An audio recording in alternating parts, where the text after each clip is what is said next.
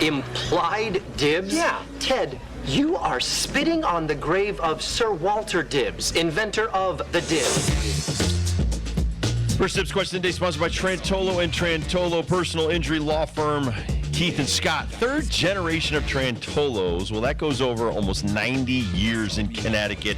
They have law offices in Hartford, Waterbury, Bridgeport, New Haven, and Torrington. Yes, they're pretty big time, so if you get seriously injured in some kind of accident, give them a call at 844-999-9999. Should UConn be in talks with other conferences this summer and get on board in a super conference before it's like musical chairs and they're left out? I think it's going to be musical chairs here soon.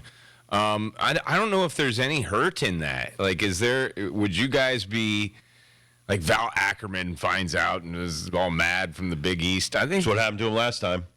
That's how they got kicked out of the Big East last time. They tried to get into the ACC, didn't. BC and Syracuse got in. They didn't, and they were kicked out of the Big East. There's a lot of dominoes here. And there's some ACC dominoes to fall that would open things up. People are worried that Florida State and or Clemson is going to go to the SEC if that happens. Now, the ACC is like, all right, who are we going to get?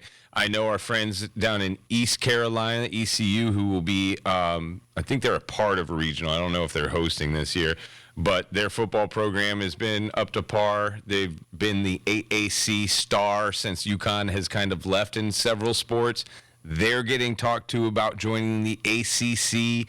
What would that look like if they joined the ACC and UConn was still in the Big East? I understand the nostalgia of it all with the Big East and what's around here from the 80s and 90s. Totally get it. But, gosh, I'll never forget when Maryland left the ACC to go to the Big Ten. And just the classic basketball games you had between Maryland and Duke, Maryland-Virginia rivalry, Maryland-North Carolina. That stuff was legendary. I remember when Nebraska went to the Big Ten. It was like, what, Nebraska, this Big 12 team, how's that going to work?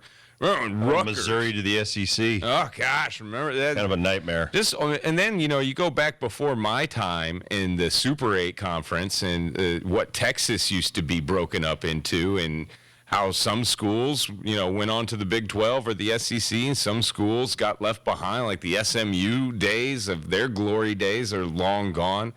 I don't know. I think you always got to be looking out for the future, and I think them going out and talking to conferences is not a hurt as much as it was when they were doing it the time before and got kicked out and left to the AAC. Listen, just looking at football, I mean, you got BC, Clemson, Duke, Florida State, Georgia Tech, Louisville, Miami, North Carolina State, Notre Dame plays a lot of games. They're still independent, though, aren't they? Yeah, but they'll play 6. Right. Maybe Pitt, 8 nowadays. Syracuse, Virginia Tech, and Wake Forest.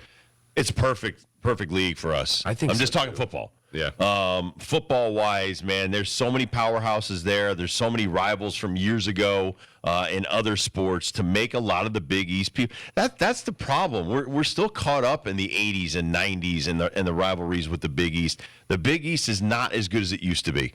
And it's certainly in basketball, it's amazing, but it's not in women's basketball. I think women's basketball, this would be a much better league for them to be in than the Big East. So just, I'm thinking, and even baseball, if you're looking at baseball and they're going south to play a lot of these teams, it's huge, especially ACC, your own TV station, all of that kind of stuff. The exposure for kids, I think it would help her with recruiting.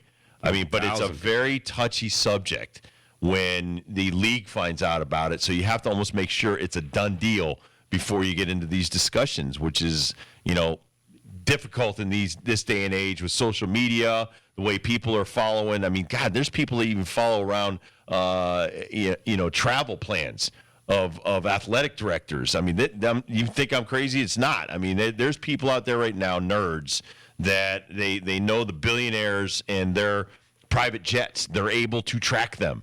Don't think that there's not some nerds out there that are watching to to make sure that, oh, hey, I saw this athletic director from this one school travel to this other conference to talk it over with their people. I mean, that could happen and would blow up in your face. I remember when Jim Moore was being hired and the secretive stuff that Benedict was doing of where he was and where he was staying, and how, like, when he got to Idaho to try to find one person to recognize you. Right. And then it all blows up, and whether it's true or not true, you know, the rumors will swirl and people will act accordingly. I just think that right now, like Dom was just saying, how attractive UConn is to a lot of these conferences. I would think that they're pretty attractive to the Big East too, and that the Big East has a responsibility this summer to bring some new television deals, bring some new kind of money to the conference, bring some other options. Because if Big East lost UConn, what would the Big East now here in 2024 be like compared to what it was when UConn went to the AAC? And you and I both know UConn is a national product and a brand. And people around here are like, well, we want to play that. It's not about that. It's you nationally, you're reaching out to kids in California and Texas and everywhere to recruit them. And, you know, it would really help our football program if we could recruit nationally as instead of regionally. I think that is still a hurdle for Moore when he goes out there. Absolutely. All right, we'll take a quick break. We'll come back. We'll talk some more about this stuff, and we'll even talk about, can we compete in the Big 12 or the ACC next on the Rob Dibble Show with Ben Darnell.